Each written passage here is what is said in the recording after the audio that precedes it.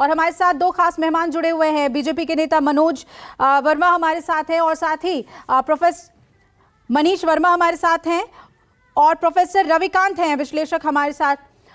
तो महेश वर्मा जी, आपके पास आते हुए जानना चाहेंगे कि ये जो ऑपरेशन लोटस है वो तो अब कामयाब होता हुआ दिख रहा है।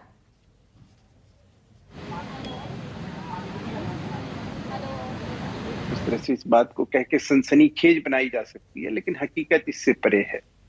बहुत सारी चीजों को लेकर अभी देखिए, आपके चैनल पर ही कल से मैं देख रहा हूं कि स्वयं उद्धव ठाकरे जी आते हैं और ये कहते हैं कि भाई मैं इस्तीफा देने के लिए तैयार हूं, मैं अध्यक्ष और मुख्यमंत्री पद दोनों छोड़ने के लिए तैयार हूं। उसके बाद जो है कांग्रेस और एनसीपी की तरफ से भी अब ना वो दावे हैं, ना इसको लेकर किसी प्रकार से अब कोई भ्रम है उनके अंदर भी।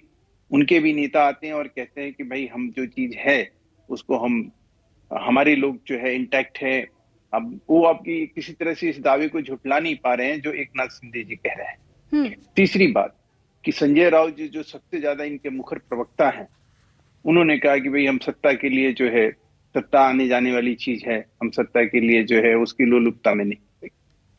चौथी बात कि एकनाथ शिंदे जी आपके इस प्लेटफॉर्म से, आपके इस चैनल के माध्यम से, आपके रिपोर्टर ने जो बात करी उसमें उन्होंने स्पष्ट किया कि हमारे पास जो है इतने विधायकों का समर्थन है। उन्होंने पहली बार किसी चैनल पर इस तरह की चीजों को दावा किया।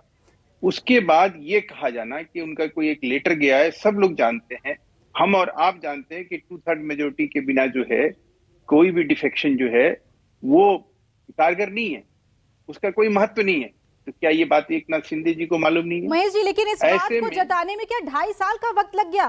क्या इनमें से एक भी विधायक ऐसा नहीं था जिसे ये कहने की, जिसने जो हिम्मत जुटा पाए कि बीजेपी के साथ जाना था? सरकार में तो आप आए, 2.5 साल आपने मंत्री पद का लाभ उठाया और अब अचानक से आपको लग रहा है कि हमारा जो नेचुरल अलायंस था वो बीजेपी के साथ था।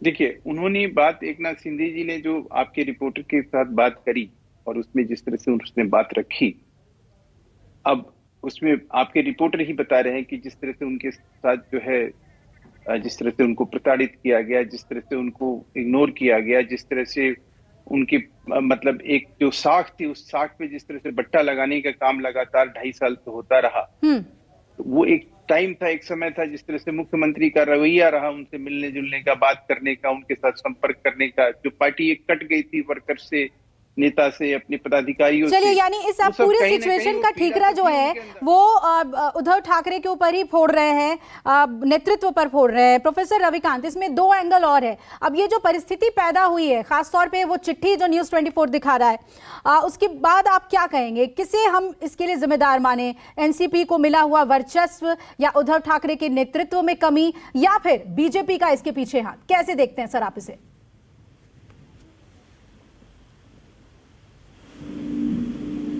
उद्धव ठाकरे, क्योंकि उन्होंने अपने जो मंत्री हैं, जो विधायक हैं, उनको संतुष्ट नहीं किया। और ये एक नेता में होना चाहिए कि समय समय पर अपने विधायकों, अपने मंत्रियों के साथ वो बैठक करें, उनकी नाराजगी को भी समझें।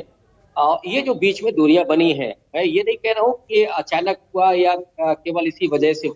आप याद कीजिए 2019 में ही देवेंद्र फडणवीस ने कहा था कि केंद्र की तरफ से हमको जिस दिन इशारा मिल जाएगा हम महाराष्ट्र में भारतीय जनता पार्टी की सरकार बनाएंगे, माने इस सरकार को हम तोड़ सकते हैं।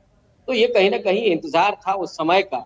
अब ये आगे आने वाले समय में राष्ट्रपति चुनाव भी है और जो और लोग थे जिनकी निराशा बढ़ रही थी, उनका निश्चित रूप से उनका इंतजार किया गया।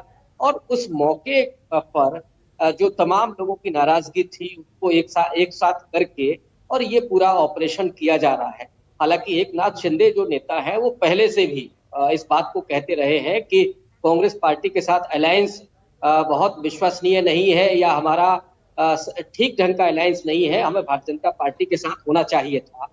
लेकिन सवाल ये है जो आपने कहा कि पिछले 2.5 साल से अगर वो है तो इसका मतलब है कि उन्हें कोई दिक्कत नहीं जी।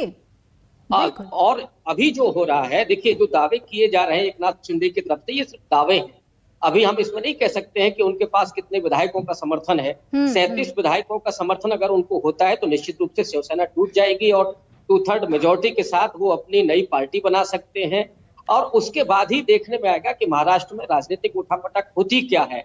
हाँ, अभी हम ये जरूर कह सकते हैं कि महाराष्ट्र की उद्धव ठाकरे की जो सरकार है वो अल्पमत में आते हुए दिख रही है, लेकिन भारतीय जनता पार्टी की सरकार बनेगी ये अभी दावा कतई नहीं किया जा सकता है, क्योंकि अभी बैटिंग तो दोनों तरफ से होनी है। बिल्कुल बिल्कुल, अभी और जो इसीलिए हमको वो दिख रहा वेटिंग है, वॉच वो की एक स्थिति साथ बनी हुई है। ना ही वो इस्तीफा दे रहे हैं, फ्लोर टेस्ट के बाद शरद पवार कह रहे हैं, और कोई भी इनिशिएटिव वहां से नहीं लिया गया है गुवाहाटी से, जैसा कि आप बता रहे हैं। हमारे साथ सैफ खान नेता कांग्रेस भी जुड़ गए हैं, मैं आपके पास आऊंगी सर, लेकिन उससे पहले मेरे सहयोगी दीपक का रुख कर लेते हैं। दीपक, कहा जा रहा है कि मातोश्री से वर्षा पहुंचने के लिए कहा गया है सभी विधायकों को, शिवसेना के नेताओं को। क्या स्ट्रैटेजी बन रही है उद्धव ठाकरे कैंप से?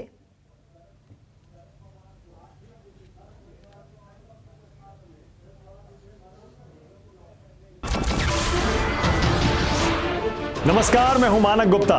अगर आपको हमारा ये वीडियो पसंद आया हो तो इसे लाइक और शेयर जरूर करें, और हां, हमें सब्सक्राइब और फॉलो करना ना भूलें ताकि आप देश और दुनिया की कोई खबर मिस ना करें।